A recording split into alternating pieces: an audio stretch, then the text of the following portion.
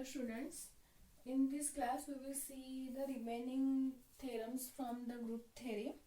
So in the last class I have given what is meant by normal subgroup, definition and conditions for the normal subgroups. The importance are x into h is equal to h into x, where x is the element of G.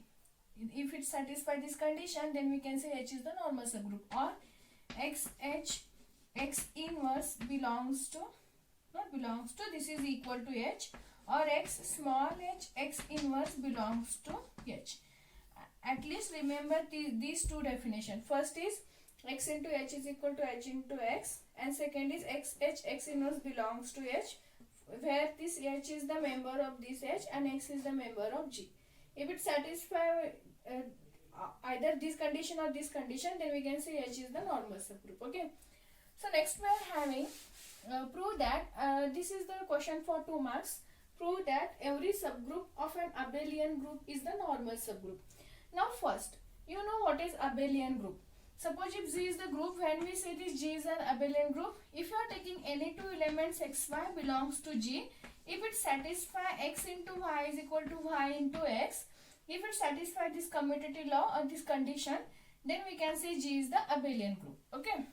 Now using this condition, what they said, prove that every subgroup of an abelian group is the normal subgroup. Means if you are taking any subgroup from this abelian group, then it should be normal subgroup. Okay.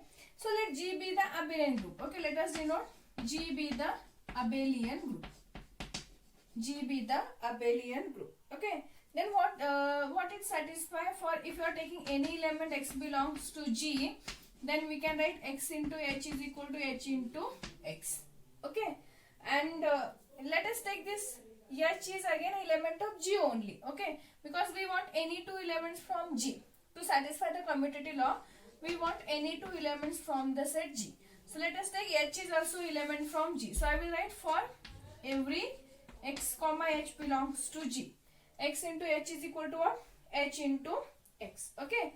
Let h be any subgroup of G. I will denote h be any subgroup of G. Let us assume that h is any subgroup of G. Now we have to prove this h is the normal subgroup. Okay.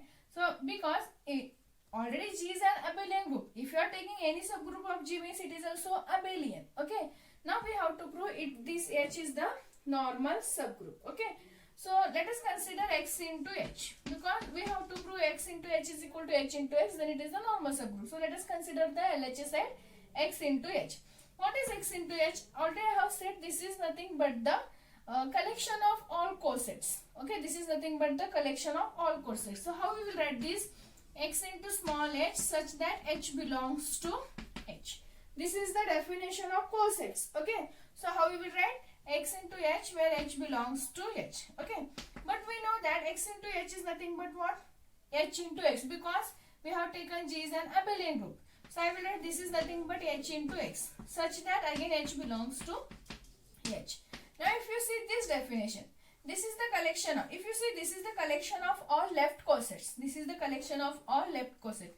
But if you see this definition, this is the collection of all right cosets. So how you will represent this? H into x. So what you will get? X into h is equal to h into x. And this is the definition of normal subgroup, where x belongs to what? G. This is the definition of normal subgroup. Then we can say h is the normal subgroup. Okay.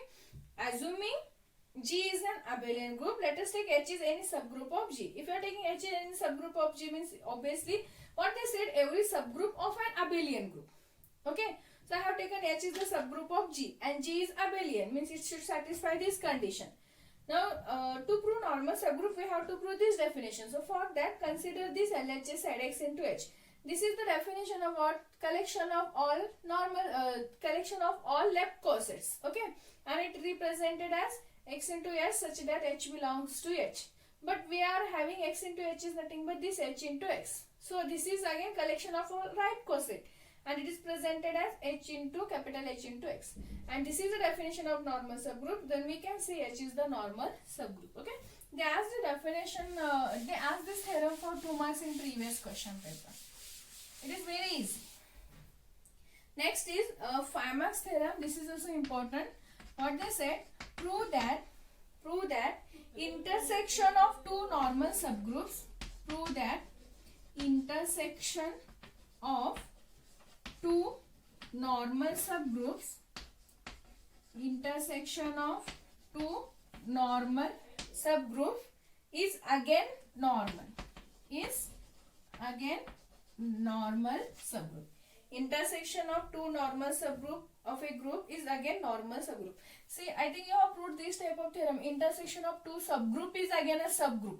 Similarly, here we have to prove that intersection of two normal subgroup is again a normal subgroup. Okay. So let us take H and K are two normal subgroups. Let us take H and K are two normal subgroups. Now what they said, intersection of two normal subgroups. If you are taking H and K are two normal subgroups, then we have to prove H intersection K is also normal subgroup. Okay. So to prove this one, we will use the definition of normal subgroup. What we have taken, H and K are two normal subgroups of any group G. Okay. Now let X belongs to G. Let X belongs to G. And what we have to prove, H intersection K is also normal subgroup. Now see, I have given one more definition. For H belongs to H, if you prove X inverse belongs to H, then we can say H is the normal subgroup. Okay. So for that, let us take H belongs to H. Okay. To prove this, let us take H belongs to H. Okay. Now, to prove, if H is the normal subgroup, then H belongs to H. We prove X into X inverse belongs to H. Okay. Similarly, if you want to prove H intersection K is the normal subgroup, what we have to prove? We have to prove X inverse belongs to what? H intersection K, where H belongs to H intersection K. Okay, compare these two definition. For H belongs to H, if you prove this definition, then we can say H is the normal subgroup. Here we have to prove H intersection K is the normal subgroup.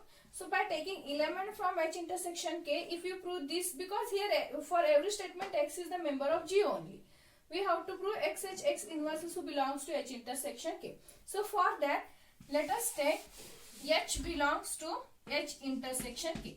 By taking this, we have to prove X inverse also belongs to H intersection K. Now, see, if H belongs to H intersection K, you know the meaning of intersection means and. It belongs to both the set. So what we will get? H belongs to H as well as H belongs to K also, because it is the intersection. Now since here H is the normal subgroup, if H is the normal subgroup, that implies X inverse belongs to what? Capital H, where for every element X belongs to G and H belongs to H. Similarly, K is also normal. So what we will write? X, let us take H only. X inverse belongs to K for every X belongs to G, and here H belongs to K, not H, because we are taking X inverse belongs to K. Already here we are having H is the member of H also, K also. So I will write here it is belongs to H. In this statement it is belongs to K. Now since X inverse belongs to H as well as X inverse belongs to K also, it belongs to both the set, means it belongs to the intersection of that H intersection K. X inverse belongs to H intersection K, and this is again for every X belongs to G. Okay, because here we are having both X belongs to G and here it belongs to H, here it belongs to K, means it belongs to H intersection K. Now see, we proved X inverse belongs to H intersection K for every element H belongs to H intersection K. That implies H intersection K is also normal subgroup of a group G. Okay, so this is also very important question for 5 marks.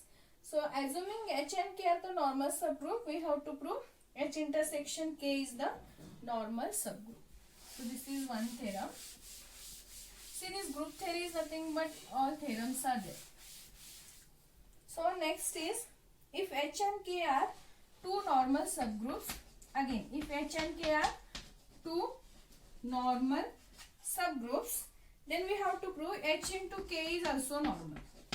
Now here product is there. If H and K are two normal subgroups, we have to prove H into K is also normal subgroup. Okay.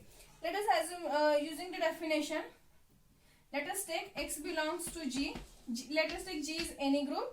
For X belongs to G, or let X belongs to G, let us take H belongs to H, and let us take small k belongs to capital K. Okay. Now since H is the normal subgroup, so what we will write using the definition? X into H into X inverse belongs to capital H. Again K is also normal subgroup, so what we will write? X K X inverse belongs to capital K. Okay. Now let us consider to prove H into K. To prove H into K is the normal subgroup. If you are taking element H into K belongs to capital H into K. Okay, let us say this is the element of this. Then what we have to prove? X into H into K, X inverse belongs to H into K. Okay. So what we are having? So for that, let us consider this side. X into H into K into X inverse. Right now this is equal to, I will multiply here, or I will first split this bracket, X into H into K into X inverse.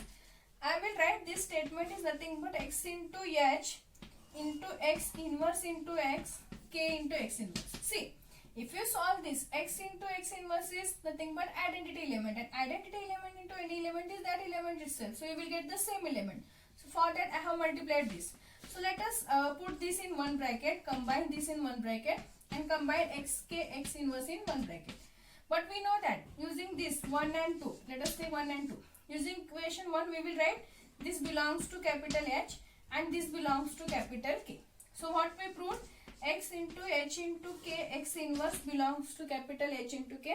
That implies this H into K is also normal subgroup because it satisfies the condition of the normal subgroup. So that implies H into K is also the normal subgroup of a group G. Okay. So this is one. This is not important. They never ask this theorem. But okay. Next is also important. If okay, this is 1 second. They combine one theorem. Okay, let us go one by one. If H is normal, subgroup of G, if H is normal subgroup of a group G, then prove that X into H into Y into H is equal to X into Y into H for all XY belongs to G. Here the elements of XY belongs to G. So we have to prove X into H, Y into H is equal to X into Y into H. Similarly, we are having one more theorem. H into X into H into Y is equal to, we have to prove H into X into Y. But they have combined this theorem with another theorem. I will solve that in the next. So here first we will see this one. Okay. So consider this left hand side. Now first, since H is the normal subgroup, so what definition we will apply? X into H is equal to H into X. And this is for every X belongs to G. Okay, because H is the normal subgroup, it is given. Now consider this side. X into H, Y into H. This is equal to. I will write this is nothing but X into, I will combine H into Y in one bracket and I will write this separately. Now, for every element belongs to G, this result is true. And here Y is also belongs to G. So I will write using this definition, H into Y is nothing but Y into H. Into H. Why? Because for every element belongs to G, this result is holds. X into H is equal to H into X. Okay. And here Y is also the element of G. So I will write Y into H is equal to H into Y because this is true for every element belongs to G. Okay. So again by using associative law, I will combine this X into Y in one bracket and H into H in another bracket. Now since H is the normal subgroup, so H into H you will get, again it is nothing but H only. So X into Y is into H. So XY into H because H into H is always H only. Okay. So you will get X into Y into h. That is the required right hand side. Okay, so consider left hand side. Here I will using associative law, we can combine these two elements in one bracket. Now since this result is true for every element belongs to G, and we are having y is also belongs to G, so we will write h into y is nothing but y into h. Okay, I will combine this x into y in one bracket, h into h in another bracket, and h into h is nothing but capital H only. Okay, so this is the required result. Similarly, you are having h into x, h into what is that? Yes, h into x into h into y is equal to h into xy. Okay, again we will combine that in one bracket and we will prove the result, but it is the combined theorem. Okay, I will solve that in the next class because that is very important question for 5 marks, so we will see that in the next class.